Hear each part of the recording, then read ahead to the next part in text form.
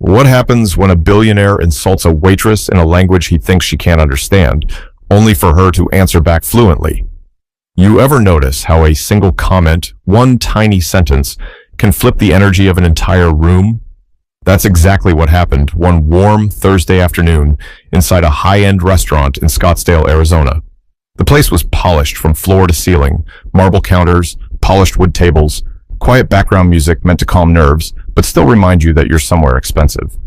Waiters and waitresses moved like clockwork, balancing trays with the kind of skill that only comes after months of working double shifts. That's where Danielle Rhodes comes in. She wasn't the kind of waitress who disappeared into the background. She carried herself with quiet confidence, her dark hair pulled back neatly, her notepad always ready, her smile polite but never forced. People who came in regularly knew her by name. She didn't just drop food on tables. She noticed people, remembered their orders, asked about their families. But that day, the man sitting at the corner table by the window wasn't the type who cared about that. His name was Fareed Al-Mansouri, a billionaire businessman from Dubai, in town for a series of meetings. He was dressed in a tailored suit that looked like it cost more than the restaurant's monthly rent. His watch, heavy in gold, flashed every time he moved his wrist. He had an aura about him that said, "I get what I want, when I want it." When Danielle walked over to greet him, the air already shifted. "Good afternoon, sir. Welcome. Can I start you off with a drink?" she asked, pen in hand, voice steady and professional. Fareed didn't look up at first. He flicked his phone screen, eyes glued to whatever was more important than the person in front of him. A couple seconds passed before he finally glanced up, gave her a quick scan, and muttered, "Water with lemon." Nothing else. No thank you, no smile, just clipped words delivered like a command. Danielle gave the kind of practiced nod that waitstaff learned to survive days like this. "Of course, I'll bring that right out." She turned away, but at that very moment, Fareed's lips curved into something between a smirk and a sneer. He leaned toward the man sitting across from him, a younger associate clearly eager to impress. And then, in Arabic, Fareed muttered a few words. The tone said everything. Even if you didn't understand the language, you'd catch the meaning. It wasn't a compliment. It wasn't harmless small talk. It was the kind of remark people make when they assume no one around them will understand. Danielle returned with the glass of water, setting it carefully on the table. She didn't break her smile, but her eyes caught just a flicker of his expression. She had heard enough Arabic over the years to recognize the rhythm, the sharpness, the insult hidden behind the language. And that's when the tension began to grow, quietly, like a storm far off, but slowly moving closer. Fareed didn't notice. He was too busy scrolling his phone, tossing another comment in Arabic toward his associate. A small laugh followed, careless, dismissive. He thought he was in control of the room, the smartest man at the table. But the thing about arrogance is, it often blinds you to the truth staring right back at you. Because Danielle Rhodes wasn't just a waitress. She had a story of her own, one that would soon turn that entire restaurant silent. But before we get to that moment, let's sit at this table a little longer and watch how the smallest exchange starts to shift the ground beneath everyone.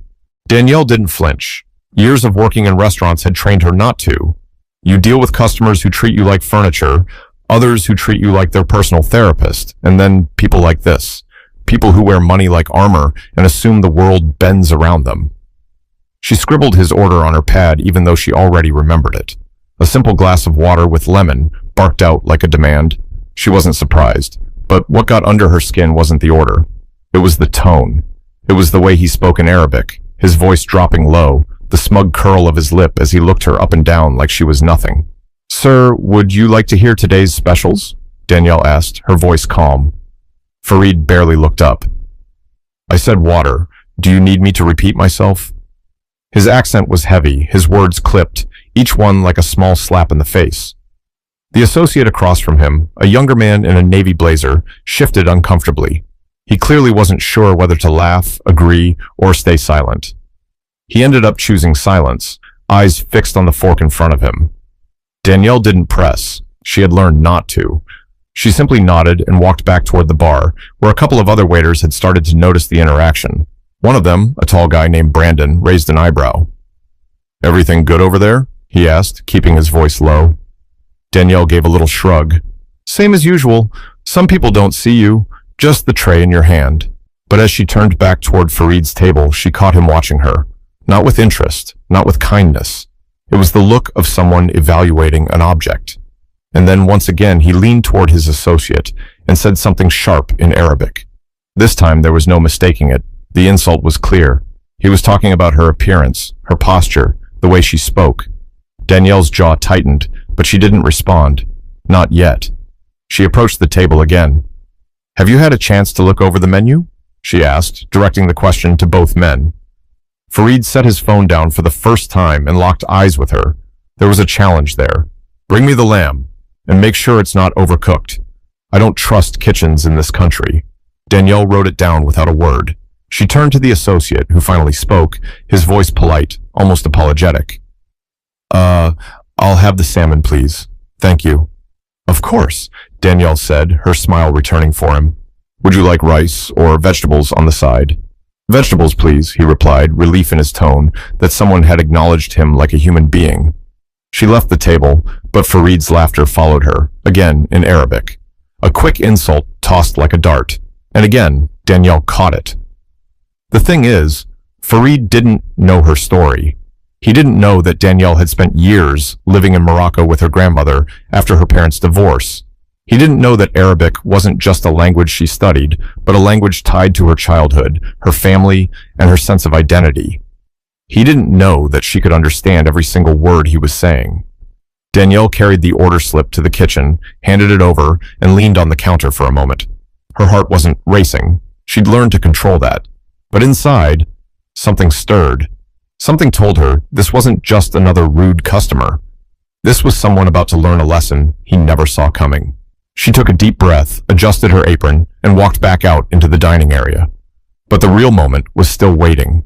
The moment when words meant to belittle her would suddenly lose their power, turning the entire room on its head. The restaurant wasn't loud, but it wasn't silent either. The low hum of conversation filled the air as plates clattered softly in the kitchen and glasses clinked at nearby tables. People were talking business, families were eating lunch, and a couple by the window were leaning close in hushed conversation. Nobody was paying much attention to Farid, at least not yet. Danielle returned with a basket of bread and a small plate of butter, the kind of courtesy the restaurant always extended. She set it down gently, keeping her smile professional. "Here's some bread while you wait for your meal," she said. Farid didn't respond. He looked at the basket like it was beneath him. Then, turning to his associate, he muttered something sharp in Arabic, his voice carrying just enough for Danielle to catch it. "Cheap, just like the one serving it." Danielle froze for a fraction of a second, her hand still on the edge of the table. Her face gave away nothing, but inside the words landed like a slap. She had heard worse before, oh, plenty worse, but this was different. It wasn't just about the bread. It was about her. The associate's eyes flicked nervously toward Danielle. He clearly understood what had been said, too, but he said nothing. His silence spoke volumes. He was too intimidated to correct his boss, too eager to keep his position safe. Danielle pulled her hand back, straightened, and gave a calm nod. "Enjoy," she said softly, turning away. But Farid wasn't finished. Not yet. He leaned back in his chair, loosening his tie slightly, and spoke again in Arabic, this time louder. "Look at the way she walks. Like she owns the place. A waitress with attitude. She thinks she's important because she brings plates to tables." The words cut through the air like glass shattering. A couple sitting nearby tilted their heads, confused. They didn't understand the language, but they could read tone, arrogance, mockery. It was obvious, even without translation. Danielle stopped halfway across the floor, her back to Farid, her eyes fixed on the bar. She gripped her notepad tighter. She wasn't just hearing words. She was hearing years of dismissal, years of people assuming she didn't belong, years of being underestimated. She closed her eyes briefly, steadying herself. When she turned back, her expression hadn't changed, still calm, still collected, but her mind was already preparing for the moment she would respond. Back at Farid's table, the associate shifted uncomfortably again. "Maybe we should keep it down," he whispered. Farid smirked. "Why? She doesn't understand a word." He gestured toward Danielle with a flick of his wrist, like he was waving off an insect. "People like her never do." It was the kind of line that, if spoken in English, would have drawn immediate glares, But in Arabic, Farid thought he was safe. He wasn't. Danielle approached the table again to refill his water. She set the pitcher down, lifted his glass, and began pouring slowly. Her eyes met his, steady, unblinking. Farid leaned forward, lips curling, and then, in Arabic, he said the one thing that would change everything. She should be grateful we even let her work here. A woman like that belongs in the kitchen, not standing in front of me. The words weren't just rude, they were degrading, stripped of all basic respect. The associate dropped his gaze, embarrassed. A man at the next table glanced up, sensing tension. The restaurant seemed to quiet just a little, as if waiting. Danielle set the glass down gently. No slam, no harsh gesture, just quiet, controlled precision. She took one step back from the table, her eyes never leaving Farid's. She had heard enough. But what happened next wasn't anger, and it wasn't yelling. It was something far more powerful, something that would silence the entire room in seconds. The glass sat between them, condensation sliding down its side. Farid smirked, confident, leaning back in his chair as though he had just scored a private victory. He picked up his phone again, tapping away, dismissing her as if she were invisible. Danielle took a quiet breath.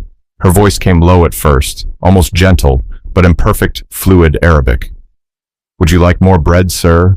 Or are the insults filling enough for you?" The words cut clean through the space between them. Crisp, precise, not a single syllable off. Farid's phone slipped in his hand, nearly clattering onto the table. His head snapped up, eyes wide, his confident mask cracking. For the first time since she approached, he looked unsettled. His associate's jaw dropped. The man stammered, switching from English to Arabic, then back again as though he wasn't sure what language fit the moment. You speak Arabic?" Danielle's gaze stayed fixed on Farid. "Fluently," she replied, still in Arabic. Her tone wasn't raised, but it carried. People at nearby tables, though they didn't understand the words, could feel the shift in the air. Forks paused mid-bite. A whisper of silence spread. Farid blinked, trying to regain his footing. He forced a laugh, sharp and brittle. "Oh, so you picked up a few words from a phrase book. Cute." Danielle didn't flinch. "No, I picked it up from my grandmother, who raised me in Casablanca. Every word you've spoken since I came to this table. I understood." The associate sat back, his hand covering his mouth, half in shock, half in embarrassment. The couple at the next table, sensing something big, exchanged looks. They didn't know Arabic, but they didn't need translation. They could read faces, tones, the energy snapping through the room. Farid's lips parted, then closed again. His tongue darted over them as if searching for a comeback, something sharp to throw back at her. Nothing came. Danielle leaned just slightly closer, her voice calm, unshaken. "You assumed I was beneath you, that my uniform meant you could say anything without consequence. But let me tell you, respect is not optional. Not here, not anywhere." Her words hung heavy in the air. Even those who didn't understand the language were watching, drawn in by the raw shift in power. Farid sat stiff, his hand gripping the edge of the table. He glanced around, realizing now that people were staring. His arrogance had been a shield before, but now it was turning into a spotlight. The silence stretched. Then from somewhere in the back of the restaurant, a fork clinked onto a plate.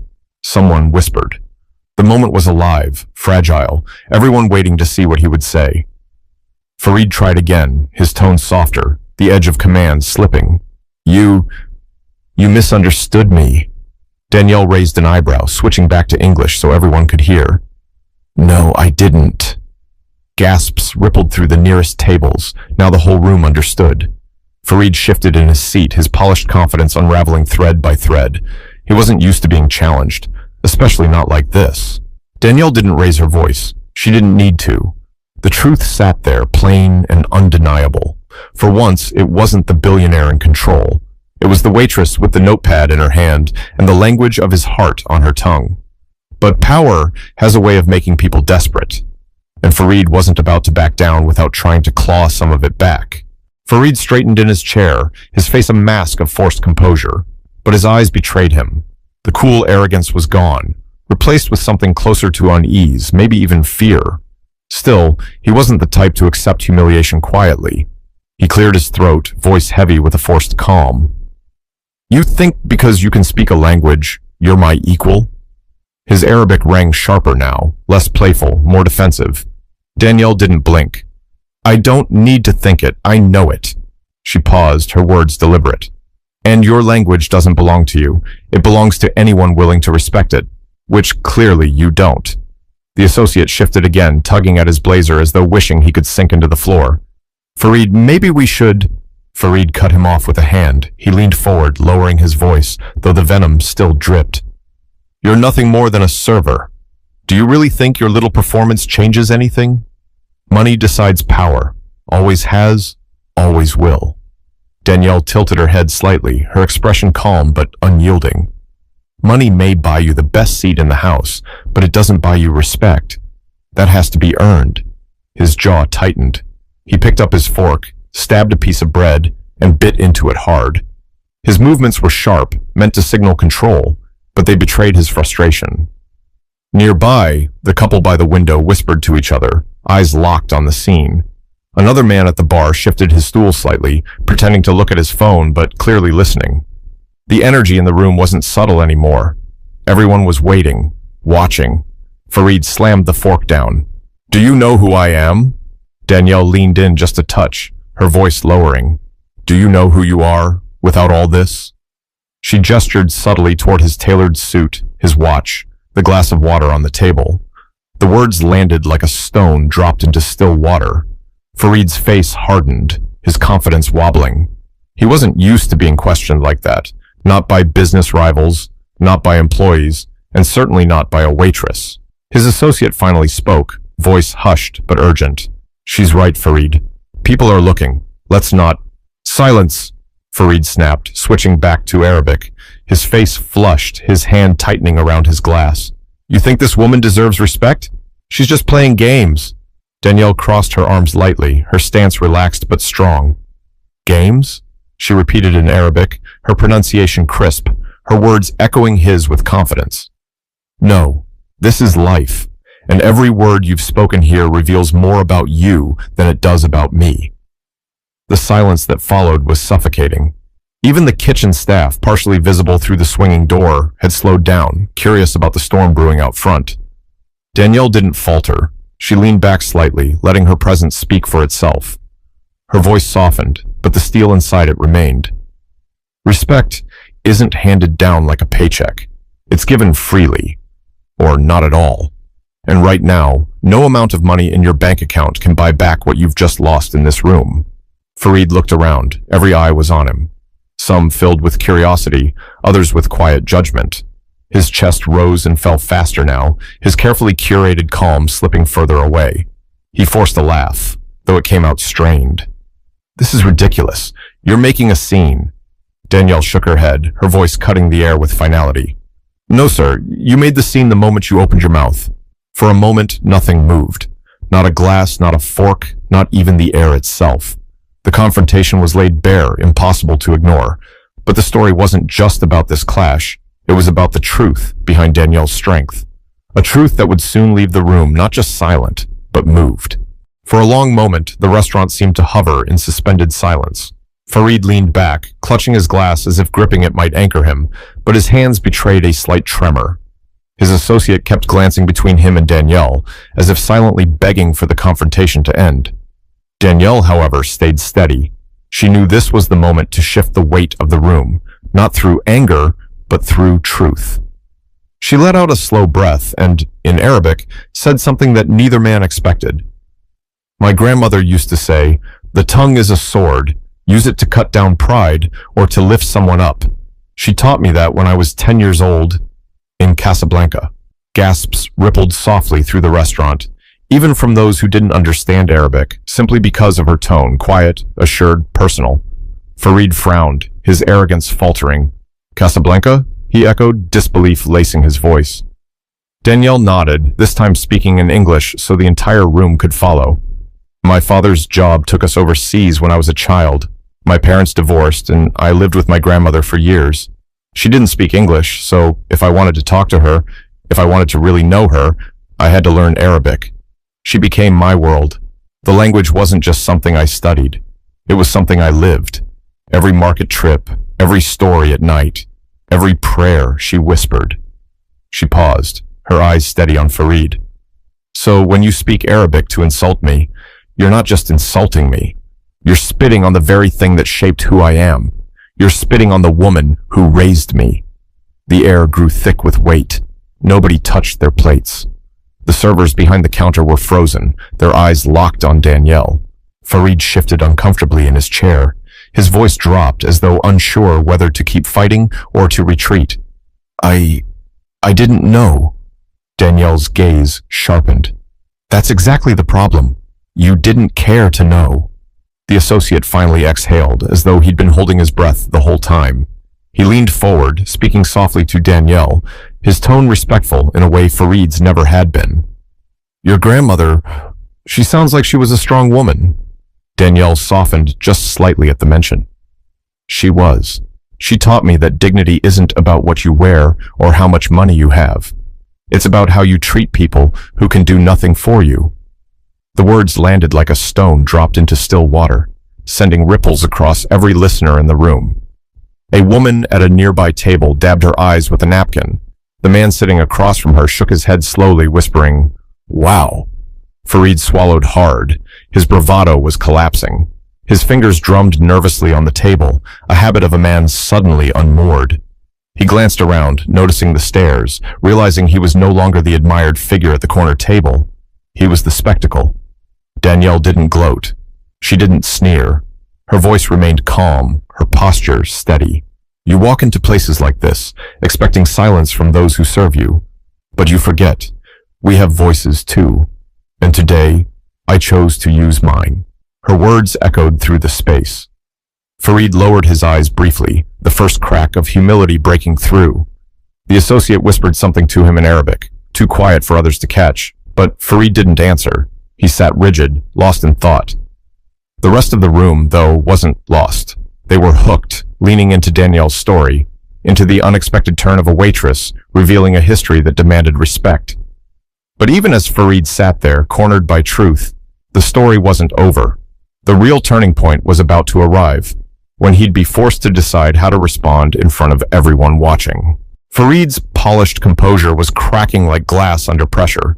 His fingers tapped restlessly against the rim of his water glass, his eyes darting toward the door, then back to Danielle, then to the people watching. He had built a life where every room bent to his presence, but here, in this Scottsdale restaurant, he was the one on trial. The manager, a man in his 50s with salt and pepper hair, named Charles Vega, had been hovering near the bar, unsure of how much to intervene.